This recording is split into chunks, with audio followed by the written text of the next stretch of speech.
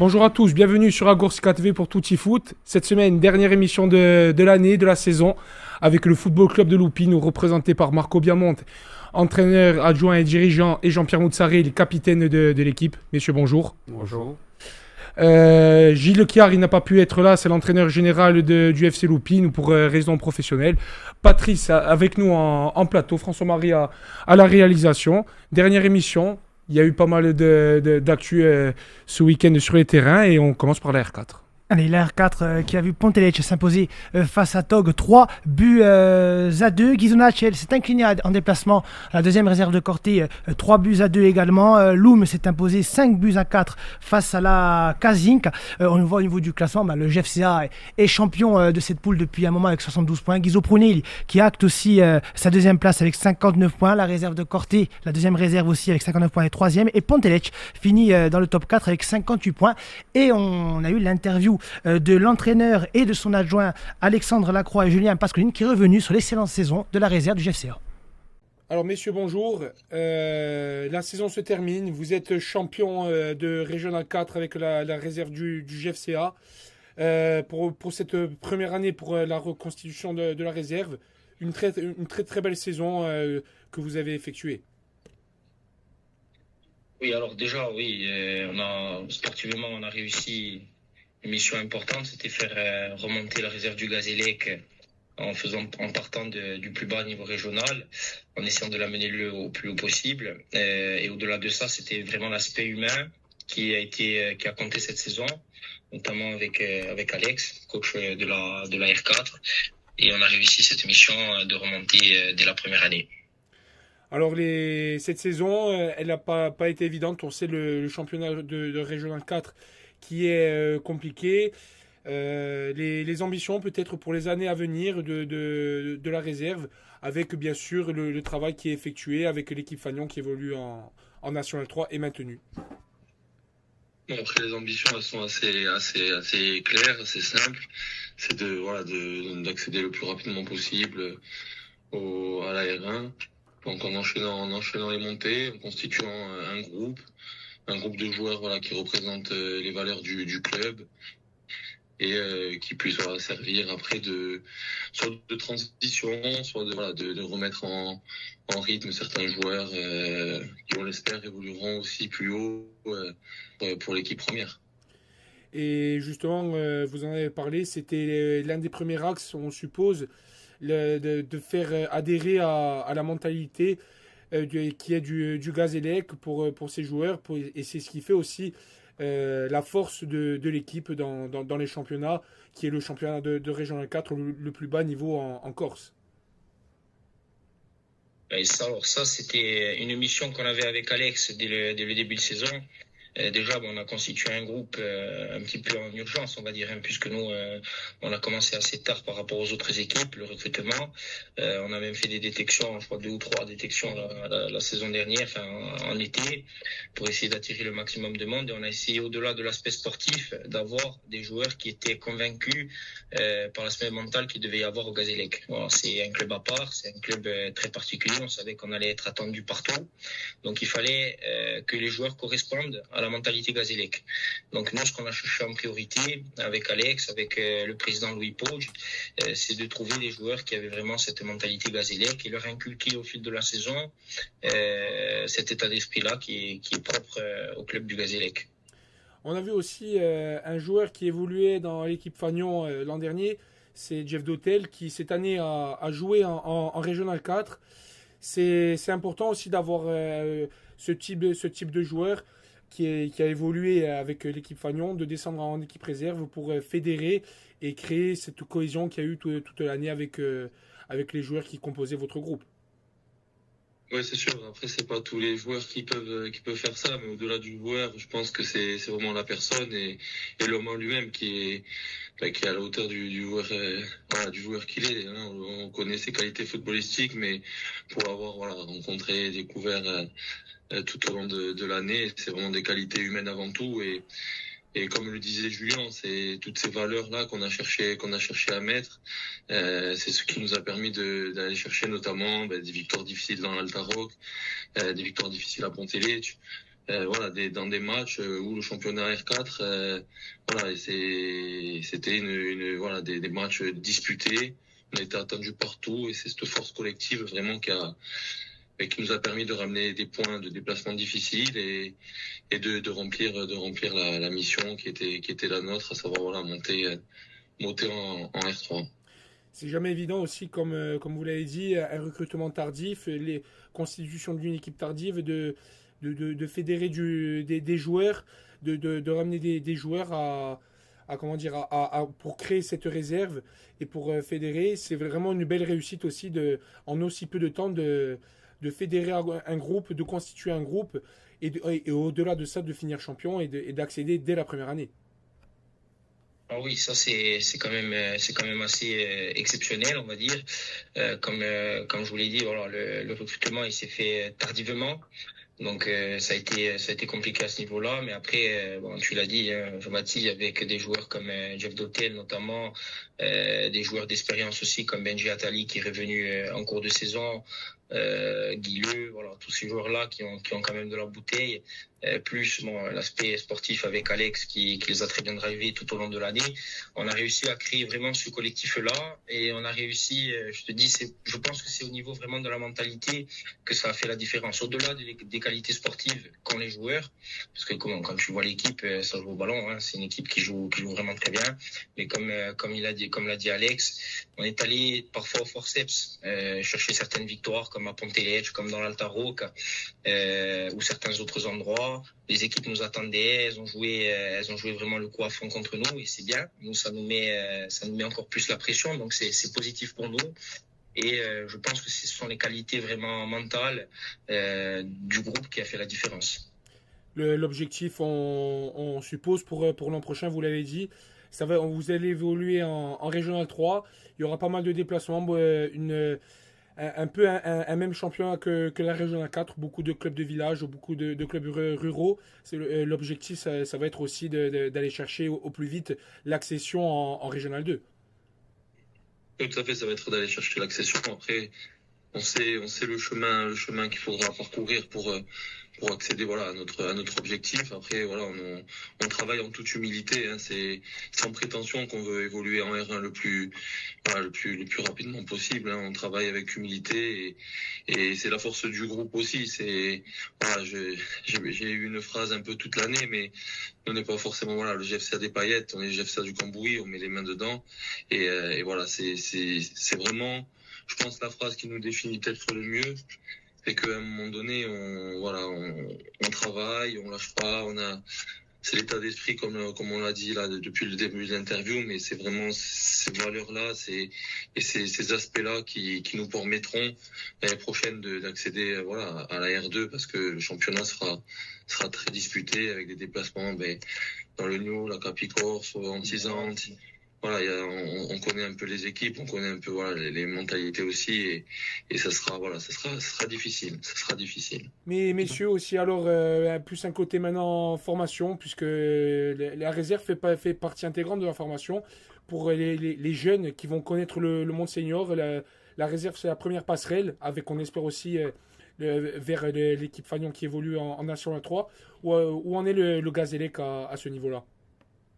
Alors, en termes de formation, bon, ça se passe très bien puisque ça travaille vraiment bien depuis des années au club. Bon, après, le club, on connaît hein, les qualités des formateurs, on connaît la qualité des joueurs qui intègrent le groupe, les différents groupes. On l'a vu notamment ce week-end, il y avait le tournoi du Gazélec. Il y a 2 équipes du Gazélec qui se sont imposées dans le tournoi. Donc, ça montre que la formation, c'est une partie très, très importante du club. Bon, comme tu le sais, il y a beaucoup de joueurs qui sont passés par là, comme les Yannick Isaac, qui ont été formés au Gazélec. Donc, le Gazélec, voilà, c'est un club formateur qui continuera. La réserve fait partie intégrante de ce système de formation, puisque l'objectif, comme l'a dit Alex tout à l'heure, l'objectif, c'est d'être une passerelle pour les joueurs pour pouvoir monter plus haut avec le groupe de National 3-2 l'année prochaine et éventuellement plus tard un peu plus haut encore. Donc c'est cette régionale 3 l'année prochaine sera essentielle pour la formation, mais il faut continuer à aller de l'avant et continuer à grimper les échelons petit à petit. Écoutez, impeccable. pour moi, c'est bon. Si c'est bon pour vous. Tu veux dire autre chose, toi? Ouais, on peut parler aussi vite fait de la création d'un corpo. Ouais, un corpo, j'y pensais, j'ai pas osé le dire. Allez. On peut en parler éventuellement. Oui, bien sûr. Hein. Au contraire. Petit mot aussi pour la création du football corpo l'an prochain au GFCA qui a été remis au goût du jour. Oui, la corpo qui repart cette année après quelques années d'absence. On a eu le projet avec Louis Poggi de refaire partir cette corpo qui est un peu emblématique dans l'histoire du Gazélec, puisque le Gazélec à l'origine c'est un club de corpo. Avant même d'être le club que l'on connaît aujourd'hui. Donc c'était essentiel pour nous au club de se dire pourquoi pas faire évoluer des joueurs en corpo. C'est un monde senior avec un bon niveau. Hein. Alex le connaît ce niveau très bien. Aujourd'hui, on peut comparer ça à du niveau R1, R2, on va dire. La plupart des équipes se situent à peu près dans ces niveaux-là.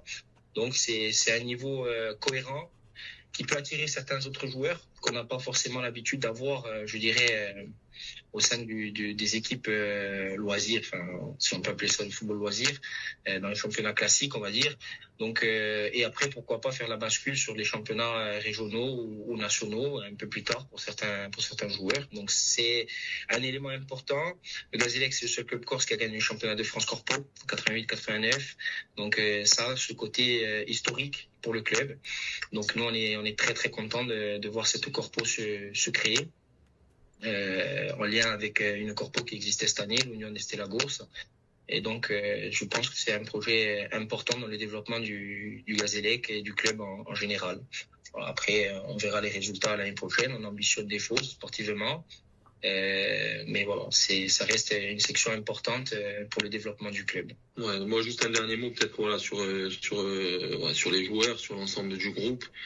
Où vraiment on a pris beaucoup de plaisir tous ensemble cette année et voilà, ça ne se résume pas qu'à un joueur, mais c'est vraiment 25 joueurs qui ont contribué à cette belle aventure humaine qui fait que commencer et voilà, je tenais de par cette interview et cette opportunité les féliciter encore et le meilleur reste à venir. Voilà, c'était les réactions de l'entraîneur Alexandre Lacroix et de son adjoint Julien Pasqualine sur l'excellente saison de la réserve du GAS. C'est important aussi pour cette équipe du GAS de pouvoir remonter dans un échelon un peu plus important que la R4. Oui, pour faire évoluer, dans la continuité du projet du club, une équipe en N3, R3, il y a encore pas mal de décalage, mais c'est dans la bonne voie pour l'équipe A et l'équipe B de Louis Poggi.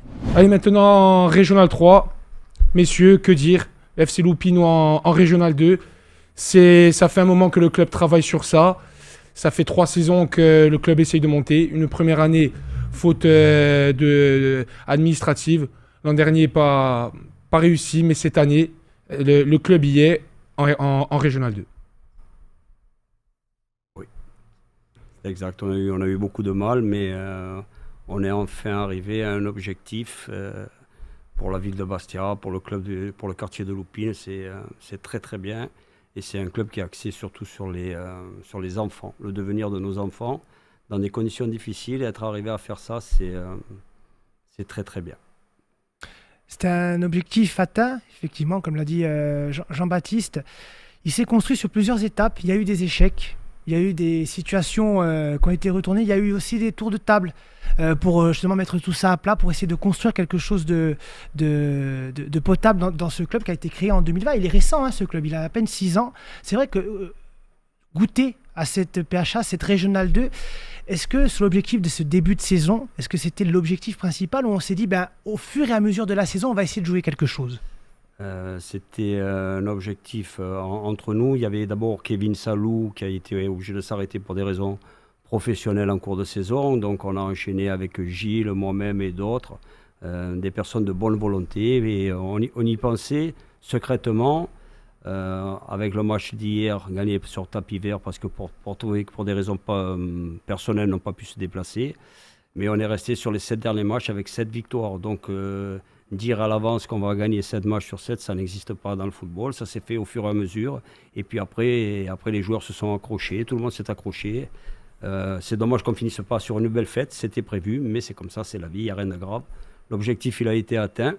Et on est content pour des joueurs qui aspirent et qui méritent de jouer au-dessus. Vous, capitaine, il y a eu des hauts, il y a eu des bas cette saison au FC Lupin. Comment on le perçoit aussi en tant que joueur, en tant que meneur d'hommes aussi de votre équipe?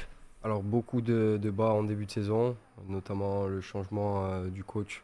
Ça, je pense que ça nous a permis un petit coup de boost du changement avec Marco et Gilles et une envie de rien lâcher. Moi, ça fait quelques années maintenant que je suis au club, toujours à galérer, à essayer. Et cette année, on a réussi et on est très content de ce qu'on a réalisé. Il y a eu quand même quelques tournants dans la saison, tournants positifs. Premier, c'est le match à Antisanti-Vetsagne, match très dur à Vetsagne. Comment on le perçoit en tant que capitaine, meneur d'hommes, comme l'a dit Patrice, dans des matchs comme ça? Et puis le match le plus important de l'année, c'était celui de Boconia. Alors Vetsagne, tout le monde sait que c'est difficile de jouer en haut. Club de village, beaucoup d'ambiance. Et Boconia, c'était un match très dur pour nous parce qu'il y avait des redescentes de la R1. Donc nous, mentalement, je pense qu'on était prêts. On savait ce qu'on avait à faire avant de rentrer sur le terrain. Et au final, le résultat est là. Donc parfait. Cette image aussi d'un quartier populaire qu'est le FC Lupin, c'est important de représenter ça même pour la jeunesse. Vous en avez parlé de cette jeunesse-là, de cette formation que va créer petit à petit sur les catégories qu'ont créé le FC Lupin. Je pense qu'il va y en avoir d'autres qui vont être créées prochainement. Ça aussi, c'est l'objectif principal du club, hormis l'équipe Fagnon, c'est de faire un cocon d'organisation pour les jeunes.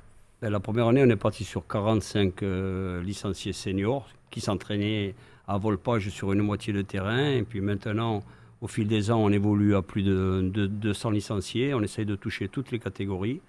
Notre objectif, c'est d'arriver, on a 200, 220 licenciés, d'arriver à 300 licenciés et de toucher toutes les catégories et toutes les personnes, les bonnes personnes qui veulent venir au FC Lupin sont les bienvenues. Voilà, donc, on est prêt à accepter tout le monde et c'est cette mixité de toutes ces personnes qui fait la réussite.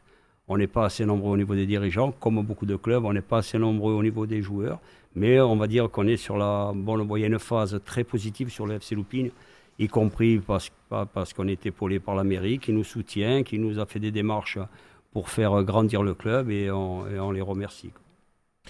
Et justement, vous avez dit l'objectif, la philosophie du club, c'est qui veut venir jouer au foot à Lupin ou peut jouer. Et toutes les portes sont ouvertes des premières catégories, des U6 jusqu'à maintenant l'équipe Fagnon qui est en R2. Oui, et puis au niveau de la mentalité, pour revenir à ce qu'a dit Jean-Pierre, et il a raison, on a été honoré de faire, c'était comme la finale du championnat à Boconia, qui est une très belle équipe, qui joue très bien au football, et il y avait beaucoup de joueurs de R1, et c'est tout à notre honneur d'avoir gagné, parce que les joueurs du FC Lupin, en faisant un très très bon match de football, bien arbitré par M. Ducreux, là-dessus il n'y a aucun souci, et on a hissé notre niveau de jeu, et on va dire que la victoire était logique et méritée, et beaucoup de fierté sur ça, pas de la prétention, mais de la fierté d'avoir élevé les joueurs à un niveau très très correct. Alors messieurs, je m'adresse à vous deux, il y a eu des étapes dans cette saison, quels sont les faits marquants? Je ne prends pas Boconia bien évidemment, parce qu'on en a parlé, mais des faits marquants, et on sait qu'il y a eu le parcours en coupe, qui a mis en lumière cette équipe du FC Lupin face au Gazélec. Il y a eu pas mal de détails. Est-ce qu'il y a quelque chose en particulier que vous allez retenir de cette saison, hormis la montée, bien sûr? Ce match contre le Gaz, je pense, tout le monde va s'en rappeler.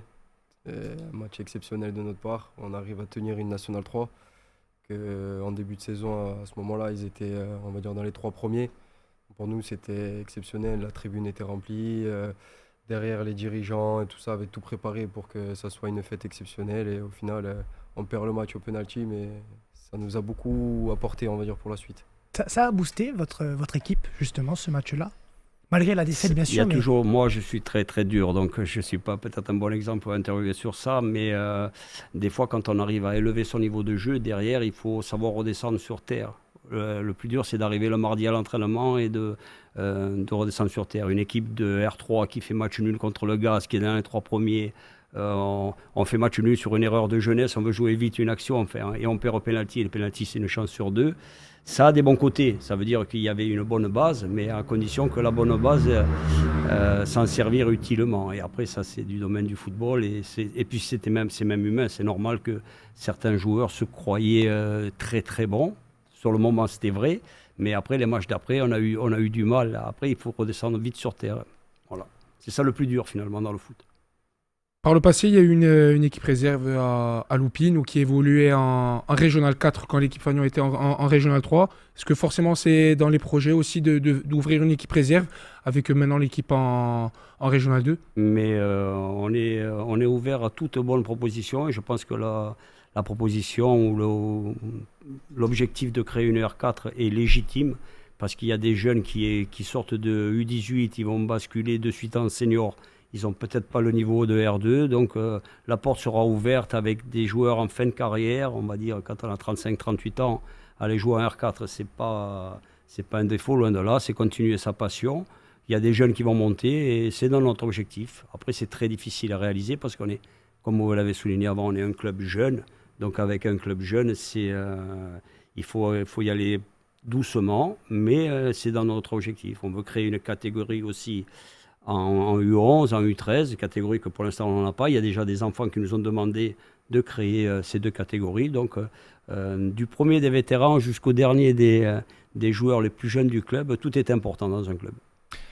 La saison s'est terminée à peine hier, mais on sait qu'il faut se projeter de suite sur la saison suivante. Vous allez rencontrer vos joueurs, vous allez faire un point sur votre effectif. Est-ce que vous avez déjà un but précis, ce que vous allez construire pour la saison prochaine? D'abord, on va déjà essayer de se remettre de la fête du week-end, parce que la fête a été longue et difficile, comme les matchs de foot, mais ça va avec.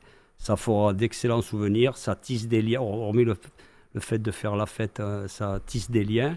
Et on a pour objectif que tout le monde reste au club. Moi, c'est mon objectif. Des fois, il y en a qui sont contre, ils ne sont pas contre.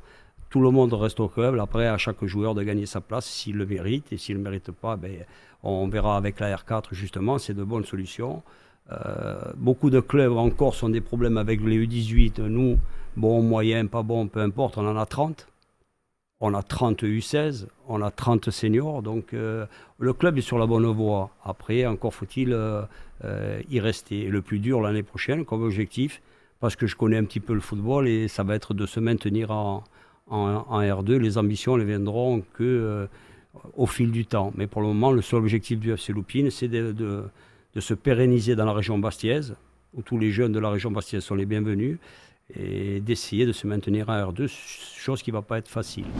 Allez, on va revenir un peu plus tard pour conclure bien sûr cette émission. On passe à la R2 et la victoire du champion, l'AC Ajaccio 5-1 face à la Costa Verde. Et on a eu justement la réaction de l'entraîneur de cette équipe d'ACA, Anthony Lipine, qui est revenu sur l'excellente saison de l'ACA et cette victoire 5-1 face à la Costa Verde. Alors coach, bonjour. Une accession en Régional 1, titre de champion. La plus belle des manières de terminer le championnat en s'imposant 5-1 contre la Costa Verde. Pour commencer, quel sentiment avez-vous après cette saison et d'être reparti au niveau de Régional 2? Déjà, bonjour.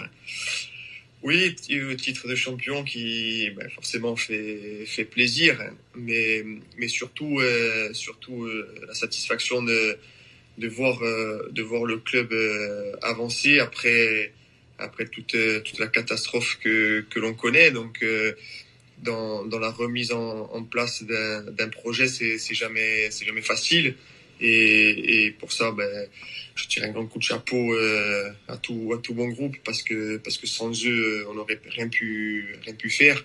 Donc aujourd'hui on savoure, mais comme je leur ai dit, on passe très rapidement à ce qui va arriver pour la saison prochaine, parce qu'on a fait un simple petit pas dans ce que le club mérite de retrouver. Cette saison, au niveau comptable, pour parler du niveau comptable, vous êtes sans aucun doute la meilleure défense du championnat, avec seulement 8 buts encaissés, 40 buts marqués. C'est ça aussi qui a fait la force de l'ACA cette saison, donc c'est très peu de buts et d'être une forteresse à domicile.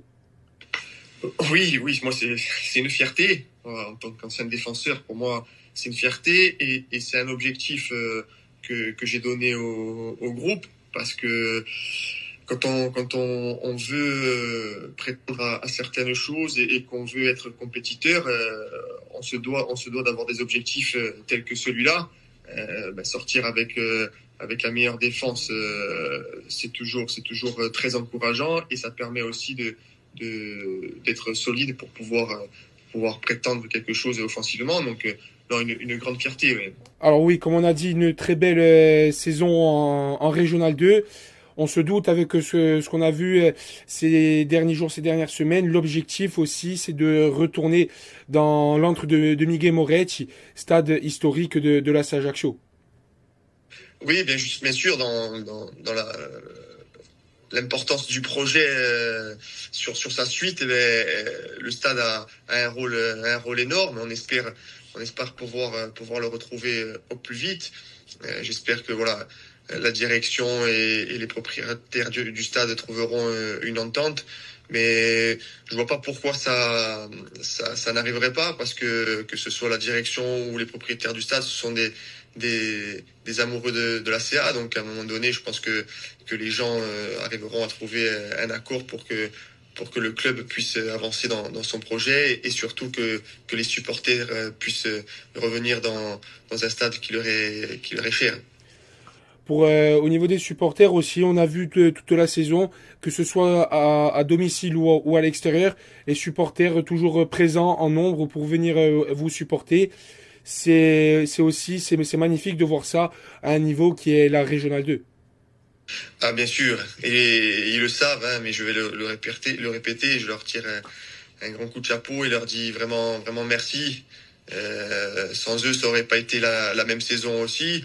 Quand je parle du projet avec mon groupe ou mes dirigeants, mais j'inclus aussi tous les gens qui s'identifient à nous, parce que c'est un projet commun, et j'espère qu'on réussira encore à fédérer sur les saisons à venir, parce que c'est une de nos forces. Pour eux, c'est leur club, et venir voir un match de Régional 2 en plein mois de janvier dans des stades différents de ce qu'ils ont pu connaître, ouais, c'est tout un respect qu'ils méritent. Pour la saison à venir, ça va être en Régional 1. C'est les portes du niveau national. On se doute, l'objectif, c'est de monter le plus rapidement possible pour évoluer à un niveau qui ressemble à celui de la Ajaccio. Ben forcément, quand les gens ont repris, les dirigeants ont repris le club, ils aspirent à retrouver un haut niveau. La première étape, comme je l'ai déjà dit, c'est de retrouver le niveau national, et dans un second temps, ça sera de retrouver le niveau professionnel. Donc, on reste dans ce que j'ai dit aux joueurs, dans une mission collective avec pour objectif d'avancer, et on se prépare en ce sens. Voilà, c'était la réaction de l'entraîneur de la CA, Anthony Lipine. Pour les autres résultats, Guizot Prouny s'est imposé à l'extérieur face à l'ECB 3-0, et carton plein pour la réserve de Borgo qui s'est imposé 6-0 face à la réserve de Corté. Donc vous le voyez au classement, la CA champion dans cette poule avec 68 points. Second, la réserve de Borgo avec 62 points. Et troisième, le Gala Lucian, la réserve avec 52 points. À noter avec le maintien du GFCA en National 3, donc l'ACA, la réserve de Borgo et le Gala Lucian accèdent donc en R1. Il y aura 3 montées cette année, et derrière un peu plus loin, la Fouriani, la réserve, et Ghisonacci qui conclut le top 5. Allez, maintenant le dernier championnat régional, la Régionale 1. Et quel coup de théâtre, messieurs, on peut en parler. Le Corté qui finit leader et champion de Régionale 1, qui monte en National 3. L'Asvar devait s'imposer à la Piève, mais la Piève a fait match nul, alors que l'Asvar menait 2-0 jusqu'à la 70e, 2 buts partout, un but en fin de match. C'est exceptionnel pour cette équipe de Corté qui n'a jamais été leader de la saison. Ils n'ont été que 15 minutes. Ouais, c'est vrai que cette équipe de Corté, elle a été le chasseur. Hein. Elle est allée chasser cette équipe de l'Asvar, une équipe de Corté qui a brillamment gagné son accession en National 2 pour la saison prochaine. Elle avait quitté il y a 2 saisons de cela, cette équipe de Corté, le temps de se reconstruire dans cette division qu'est la Régionale 1. Et d'ailleurs, Corté s'est imposé 4-1 face au FC Balagne, la réserve. Et on a eu aussi la réaction du président de Corté, Jacques Colombal, qui est revenu sur cette saison et sur cette montée en National 2. Quelle montée, quelle saison incroyable de la part de Corté. Jamais leader dans ce championnat depuis le début de la saison, mais il n'a fallu que 15 minutes sur la première place du podium pour accéder à cette National 3 qui vous tient à cœur. Oui, c'est un scénario incroyable, beaucoup d'émotions hier à Corté, un scénario fou. Nous, depuis le départ, on n'a jamais caché nos ambitions, on a toujours dit qu'on voulait remonter à National 3. Ça a été un championnat très compliqué. J'ai eu l'occasion de dire à plusieurs reprises, avec vraiment un beau championnat de régional 1, avec de nombreuses équipes de qualité. C'était difficile, et puis surtout une équipe qui a fait un championnat fabuleux, c'est l'Asvar, parce qu'il faut aussi les féliciter. Ils font un super championnat, ils font un parcours de champion. Et aussi, j'avais toujours dit qu'il y aurait forcément un beau champion au vu du parcours des deux équipes. Et hier, c'est sûr que ça a été un moment de joie intense, parce que même si on y a cru et qu'on y croyait, à 2-0 pour l'Asvar à la Piève, pour nous, le titre était perdu. Et puis après, c'est la magie du football qui a opéré avec cette victoire extraordinaire. Comment on vit cette saison en étant chasseur d'une équipe qui a dominé le championnat, et qui aussi, le tournant de la saison, faut le dire, c'était il y a de ça 2 semaines, après une belle victoire 6-0 justement contre l'Asvar. Mais écoutez, finalement, on a vécu la saison depuis le départ assez sereinement, avec beaucoup de travail, avec beaucoup d'humilité. On était serein, et les journées passaient et on se disait on va y arriver. En tout cas, c'est ce qu'on essayait avec le staff de transmettre aux joueurs. Qu'il fallait y croire, c'est ce qu'ils ont fait, il faut les féliciter aussi. Mais plus le temps passait, plus les journées passaient, plus c'était compliqué d'y croire. Alors il fallait absolument gagner à l'Asvar pour continuer à y croire. C'est ce que les joueurs ont fait de manière remarquable. Alors, je ne sais pas si forcément il y a une telle différence entre l'Asvar et nous, puisque c'est une équipe, comme je l'avais dit, qui a été en tête de ce championnat depuis la première journée jusqu'à la dernière journée. Donc voilà, mais ça a été un match, ils ont fait un match énorme. Ils nous ont permis d'y croire jusqu'au bout. Et puis après, la magie du football a opéré. Maintenant, on se doute l'an prochain, les ambitions de retour au niveau national, la nationale de l'an prochain.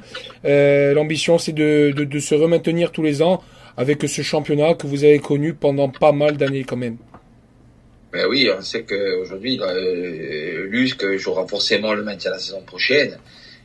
C'est quelque chose, je crois que je l'avais dit sur votre plateau, je pense que les gens ne réalisent même pas le travail qui est fait aussi bien par Pourriane, la Balagne, le Galia Luciano, le Gazélec, pour se maintenir régulièrement dans ces championnats nationaux. C'est quelque chose d'incroyable, c'est des efforts énormes. Donc oui, on va aller modestement avec la ferme intention de se maintenir et de continuer à évoluer dans les championnats nationaux encore pendant de nombreuses années.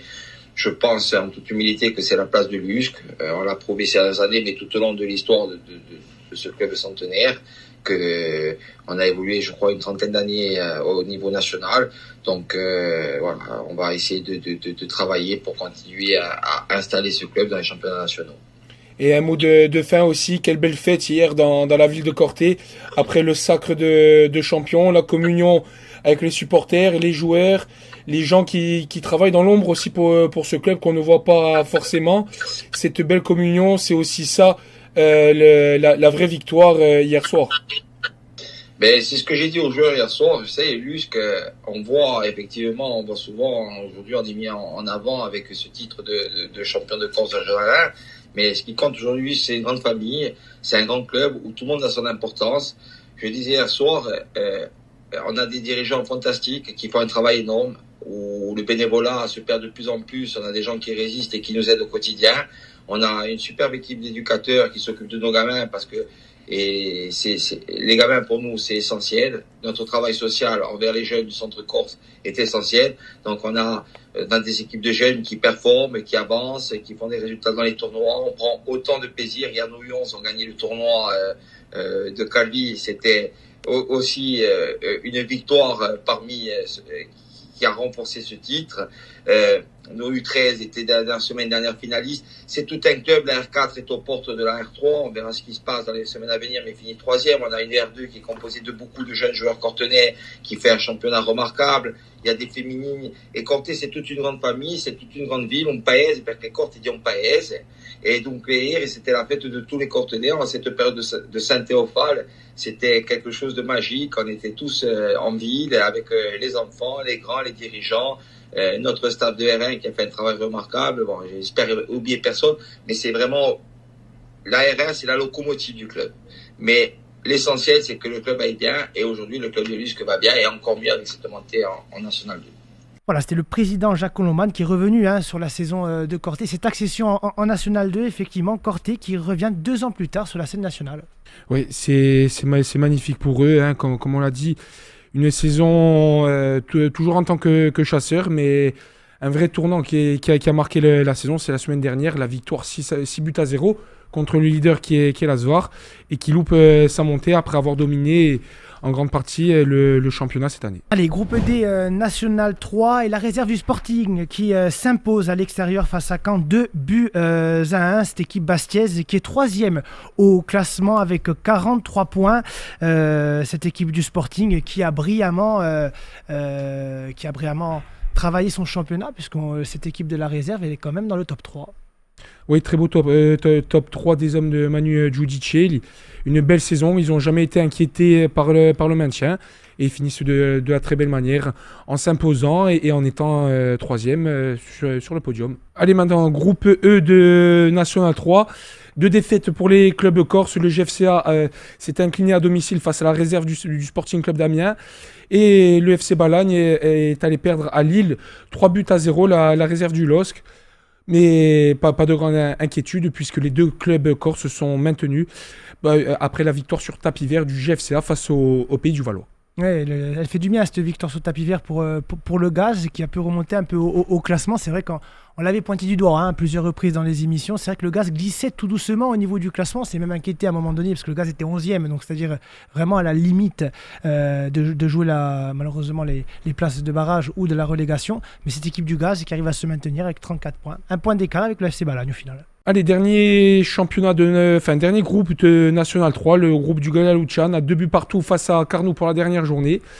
Équipe aussi maintenue, donc cette année, Patrice, il n'y aura pas de descente de National 3 en R1 pour les clubs corses, ce qui favorise les accessions dans les championnats régionaux. Oui, effectivement, le Galia qui a fait par contre une seconde partie de saison, il faut quand même le souligner, exceptionnelle. Le Galia qui malheureusement de novembre-décembre a eu des difficultés, s'est repris en janvier et c'est vrai qu'ils ont fait un parcours incroyable lors des 5 mois qui ont resté de ce championnat. Ils se maintiennent de justesse, mais ils se maintiennent quand même cette équipe du Galia et c'est de bon augure pour la suite pour les clubs corses justement. Allez, dernier championnat national, la National 2. Très belle victoire de Fouriane, 5-2 face à Saint-Privé Saint-Hilaire. Fouriane qui termine dans le top 5 à 1 point de Figné-Aulnois qui est 4e avec 46 points. Et Borgo qui s'est incliné face au dauphin de Thionville qui est Bourges, le football club de Bourges, 2-0. Les 2 clubs sont également maintenus, donc pas de descente de National 2 à National 3. Messieurs, la National 2, elle va passer nationale la saison prochaine. Fouriane et Borgo feront partie de cette poule de nationale. On le répète, c'est vrai qu'on pose plusieurs fois la question, mais il est important d'avoir des représentants dans ce championnat, justement pour le football corse. Oui, c'est très, très important. Et puis au plus, les clubs corses progressent, au mieux c'est, parce que Dieu sait si au niveau, on va dire, national... on va dire que le football corse a besoin d'être bien représenté. Et quand c'est le cas comme ça, on voit des équipes qui terminent dans les 5 premiers, c'est déjà très très bien. Voilà. Le tout, c'est qu'il n'y ait pas de descente. C'est le cas cette année, c'est magnifique. Messieurs, un mot de fin pour le football club de Loupine. Un mot d'abord, capitaine, de voir ce club évoluer. Vous avez connu ce club à la création quasiment, en R4, en R3, toutes ces années en R3. C'était important aussi aux nouveaux joueurs qui arrivaient au club de faire part de l'identité du club et de se battre pour les valeurs du club et pour tous les jeunes que compte maintenant le FC Loupine. C'est très important, surtout pour moi, pour toutes les personnes qu'on ne voit pas, qui sont à l'extérieur du stade. Il y a des personnes qui sont bénévoles, qui sont toujours là au déplacement, toujours là quand on a besoin, ou quand on fait les tournois et tout ça. Et franchement, moi, je pense que ça leur fait du bien, cette montée, à tout le club, à toutes ces personnes qui sont là pour nous. Voilà, hein. Mais c'est vrai que vous avez raison, vous le soulignez, parce que nous, d'un point de vue extérieur, on voit, vous avez vraiment des supporters qui sont fidèles, puisqu'on voit à chaque fois la tribune d'Hervajol qui fait le plein. Enfin, c'est incroyable pour un club de R3. C'est pas pour stigmatiser les clubs de R3, mais c'est vrai que d'avoir un soutien populaire comme ça donne encore plus envie d'aller chercher quelque chose. Ce que vous avez fait d'ailleurs brillamment cette saison. On est attaché à des valeurs comme ça. Mes premières paroles suite à l'accession, ont été pour les personnes que vient de préciser Jean-Pierre, notre capitaine, c'est-à-dire soigneurs, kinés, ceux qui font les frites à la buvette que l'on ne voit jamais, des enfants qui viennent en déplacement alors qu'il y a 40 ou 50 km avec le maillot du FC Lupine. On est fiers de ça, on va essayer de garder ça au maximum.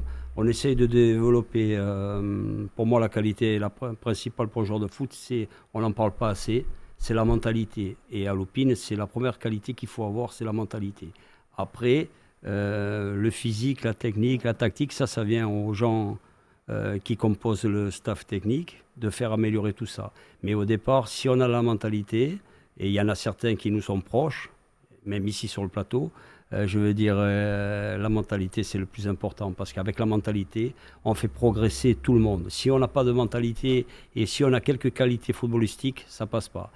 Pour en revenir au dernier match de la saison, tout le monde a mis de l'eau dans son vin. C'était moi ce jour-là, je vais parler égoïstement, j'ai été fier de faire partie du FC Lupine parce que quand on a vu la production du football sur le terrain, on pouvait être que fier et respectueux de tous ces gens qui nous ont suivis, y compris à Bocconian, et même des clubs extérieurs sont venus nous soutenir à Bocconian parce que il y en a beaucoup. On aime bien le FC Lupine, c'est peut-être le petit poussé du football régional corse. D'arriver en R2, c'est un honneur et il faut en tirer le mérite aussi aux joueurs qui ont su faire beaucoup d'efforts à des moments où c'était très très difficile. On a eu beaucoup d'éléments contraires dans notre saison, on va s'arrêter là, et pour arriver pour avoir une finale comme ça, c'est très très bien.